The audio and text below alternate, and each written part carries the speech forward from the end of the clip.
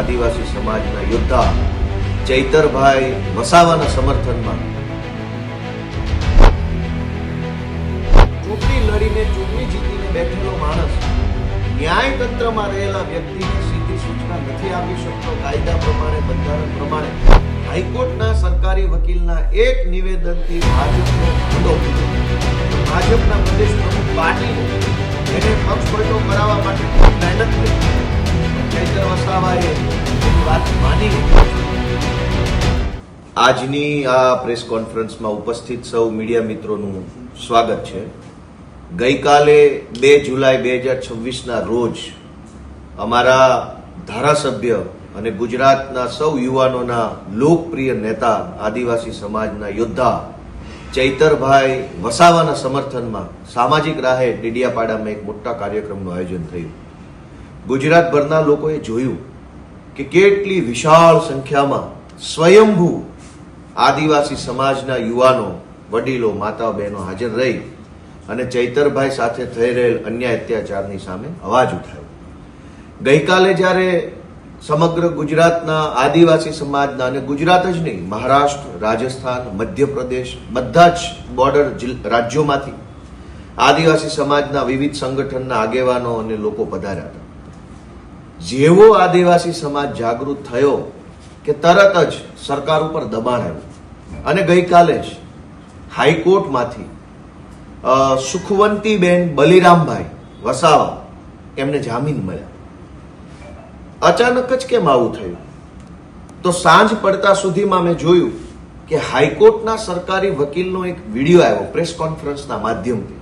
મારા મોબાઈલમાં આવ્યું, મેં જોયું આખું. હાઈકોર્ટના સરકારી વકીલ પ્રેસ માધ્યમથી એવું કહેતા હતા કે એમને મુખ્યમંત્રી ભૂપેન્દ્રભાઈ પટેલે અને ગૃહમંત્રી હર્ષભાઈ સંઘવીએ સૂચના આપી કે સુખવંતીબેનના જામીન અરજી હાઈકોર્ટમાં આવે તો એનો વિરોધ કરવો નહીં, એને જામીન અપાવી દેવા. આ વાત કેટલી ગંભીર છે? બહુ જ ગંભીર બાબત છે. કેમ કે ભારતના બંધારણમાં સ્પષ્ટ રીતે ન્યાયતંત્ર, કારોબારી અને વહીવટી તંત્રને અલગ કરેલું છે. લેજિસ્લેટિવ, એક્ઝિક્યુટિવ અને જ્યુડિશરી. ક્યારેય પણ લેજિસ્લેટિવ માણસ, વૈધાનિક પદ ઉપર બેઠેલો માણસ, ચૂંટણી લડીને ચૂંટણી જીતીને બેઠેલો માણસ ન્યાયતંત્રમાં રહેલા વ્યક્તિને સીધી સૂચના નથી આપી શકતો કાયદા પ્રમાણે, બંધારણ પ્રમાણે. તો હાઈકોર્ટના સરકારી વકીલે એવું કેવા આધારે કીધું કે મને ભૂપેન્દ્રભાઈ પટેલ અને ગૃહમંત્રીએ જે નિર્ણય લીધો એને સૂચના આપી? સરકાર કોઈ પણ નિર્ણય લઈ શકે, પણ એ લીધેલા નિર્ણયની સૂચના સરકારી માણસ આપે. વૈધાનિક માણસ જે છે, સંસદીય માણસ છે, ચૂંટણી લડેલો જીતેલો પાર્ટીનો માણસ છે, એને સૂચના નથી આપવાની. સરકારે ધારો કે નિર્ણય કર્યો તો સરકાર એના કાયદા વિભાગને સૂચના આપે. કાયદા વિભાગના સચિવ, મદદનીશ સચિવ, અધિક સચિવ, સેક્શન ઓફિસરો, ઉપસચિવ બધું જ છે. સરકારના નિર્ણયની જાણ કાયદા વિભાગને થાય. કાયદા વિભાગના સચિવ એના ઉપસચિવને જાણ કરે, ઉપસચિવ સેક્શન ઓફિસરને કહે, સેક્શન ઓફિસર એ સરકારી વકીલને જાણ કરે અને સરકારી વકીલ એ સરકારના નિર્ણયનો અમલ કરે. પણ આ આખા કેસમાં કાલે હાઈકોર્ટના સરકારી વકીલના એક નિવેદનથી ભાજપનો ભાંડો ફૂટ્યો. અમે પહેલા દિવસથી કહીએ છીએ કે ચૈતર વસાવાને ફસાવવામાં આવ્યા છે. કેવી રીતે? કે સૌથી પહેલા ચૈતર વસાવા જ્યારે 2022ની વિધાનસભાની ચૂંટણી જીત્યા એ વખતે ભાજપના પ્રદેશ પ્રમુખ પાટીલે એને પક્ષપલટો કરાવવા માટે ખૂબ મહેનત કરી, પણ ચૈતર વસાવાએ એની વાત માની નહીં. પક્ષપલટો કરવામાં એ માન્યા નહીં. તો એને ખોટી રીતે જેલમાં પૂરવામાં આવ્યા, ખોટી એફઆઈઆરો કરવામાં આવી. એ પછી તે ચૈતર વસાવા પક્ષપલટો કરવા માટે ભાજપમાં જોડાવા તૈયાર ન થયા. તો અહીંયા ગૃહમંત્રીની સભાઓ થઈ કે હવે ચૈતર વસાવાને ચૂંટણીઓમાં હરાવી દઈએ. ગૃહમંત્રીની બે વખત સભાઓ થઈ. એ પછી પણ ચૈતર વસાવા નમતું ન મૂક્યું તો કેન્દ્રીય ગૃહમંત્રીની ડેડિયાપાડામાં સભાઓ થઈ. એ પછી પણ ચૈતર વસાવાએ સરેન્ડર ન કર્યું તો દેશના વડાપ્રધાનની ડેડિયાપાડામાં સભા થઈ. એ પછી પણ ચૈતર વસાવાને ચૂંટણીમાં હરાવી શકાયા નહીં. દેશના વડાપ્રધાન, દેશના ગૃહમંત્રી, રાજ્યના મુખ્યમંત્રી બધા જ લોકોએ ડેડિયાપાડામાં આવી ચૈતર વસાવાને ચૂંટણી હરાવવાની કોશિશ કરી, પણ ચૈતર વસાવાની લોકપ્રિયતા એટલી બધી અભૂતપૂર્વ છે કે આખી નર્મદા જિલ્લા પંચાયતની અંદર એક તરફી મતદાન કરી ચૈતરભાઈના નેતૃત્વમાં જિલ્લા પંચાયત બનાવી આપી. એ પછી ભાજપને એવું લાગ્યું કે ચૈતર વસાવાને ચૂંટણીમાં નહીં હરાવી શકાય, હવે એને અદાલતમાં હરાવવો પડે, જેલની સજા કરાવવી પડે. તો ષડયંત્ર થયું અને ગઈકાલે સરકારી વકીલે જ કીધું કે મુખ્યમંત્રી ભૂપેન્દ્ર પટેલ અને હર્ષ સંઘવીને આ બધી જ વાતની જાણ છે.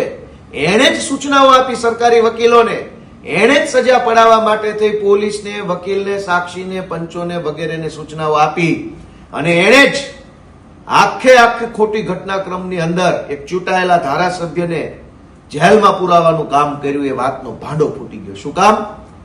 કે ચૂંટણીમાં હરાવી શકાયા નહીં ચૈતર વસાવાને, તો અદાલતમાં હરાવવા માટેનું ષડયંત્ર થયું. મારે સ્પષ્ટ રીતે ગુજરાતભરની જનતાને એમ કહેવું છે કે હાઈકોર્ટના સરકારી વકીલ એવું કહે છે કે એમને હર્ષ સંઘવી અને ભૂપેન્દ્રભાઈ પટેલે સૂચના આપી ચૈતર વસાવાના કેસમાં. આ કેટલું વ્યાજબી છે? હાઈકોર્ટના વકીલો એ જો સીધા મુખ્યમંત્રીનું નામ લઈને, ગૃહમંત્રીનું નામ લઈને વાત કરતા થઈ જાય તો ન્યાયતંત્રની નિષ્પક્ષતા ક્યાં આવી? હાઈકોર્ટના સરકારી વકીલે એમ કેવું જોઈતું હતું કદાચ કે સરકારની સૂચના છે, વિભાગની સૂચના છે, અધિકારીઓની સૂચના છે, એવું બોલે તો વાત વ્યાજબી હતી. પણ હાઈકોર્ટના સરકારી વકીલ નામજોગ કે હર્ષ સંઘવીએ સૂચના આપી, એનો અર્થ એ થયો કે હર્ષ સંઘવી હાઈકોર્ટની અંદર પણ હસ્તક્ષેપ કરે છે. કોર્ટ કચેરીના કામકાજમાં ભૂપેન્દ્રભાઈ અને હર્ષ સંઘવીનો હસ્તક્ષેપ છે, આવો અર્થ કાઢવાનો. આખા ષડયંત્રનો ભાંડો ફૂટ્યો છે કે ચૈતર વસાવાને અને અન્ય તમામ ખેડૂતોને નિર્દોષ હોવા છતાં પણ ફસાવવામાં આવ્યા છે. અને હર્ષ સંઘવીએ સૂચના આપી તો એક સુખવંતીબેન છૂટ્યા, તો હર્ષ સંઘવીએ બીજા બધાની સૂચના કેમ ન આપી? બીજા ખેડૂતો પણ નિર્દોષ છે, માત્ર સુખવંતીબેન નહીં. રમેશભાઈ છે, બલિરામભાઈ છે, શકુંતલાબેન છે અને જીતુભાઈ છે, આ બધા જ નિર્દોષ છે. આ બધાની સૂચના કેમ ન આપી? ખાલી એક વ્યક્તિ નહીં, આખો કેસ ખોટો છે, બધા જ આરોપી નિર્દોષ છે. પણ આજે ગુજરાતભરના આદિવાસી સમાજનું મારે એટલું ધ્યાન દોરવું છે કે ચૈતર વસાવાને ખોટા કેસમાં ખોટી કાર્યવાહી કરી જેલમાં પુરાવનાર લોકોના નામ ગઈકાલે સરકારી વકીલના મોઢે જ નીકળી ચૂક્યા છે. જનતા જાગૃત બને અને જે પાર્ટી ભાજપે ષડયંત્ર કરી ચૈતર વસાવાને જેલમાં પૂર્યા છે એ ભાજપ પાર્ટીને આદિવાસી સમાજ અને ગુજરાતના સૌ લોકો એવી સજા કરો કે આવનારી 100 ચૂંટણીઓ સુધી દેખાય નહીં. ખૂબ ખૂબ આભાર.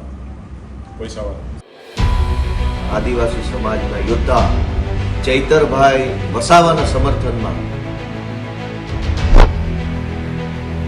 ચૂંટણી લડીને ચૂંટણી જીતીને બેઠેલો માણસ ન્યાયતંત્રમાં રહેલા વ્યક્તિને સીધી સૂચના નથી આપી શકતો. કાયદા પ્રમાણે, બંધારણ પ્રમાણે હાઈકોર્ટના સરકારી વકીલના એક નિવેદનથી ભાજપનો ભંડો ફૂટ્યો. ભાજપના પ્રદેશ પ્રમુખ પાટીલે એને પક્ષ પલટો કરાવવા માટે ખૂબ મહેનત કરી. ચૈતર વસાવાએ એની વાત માની લીધી.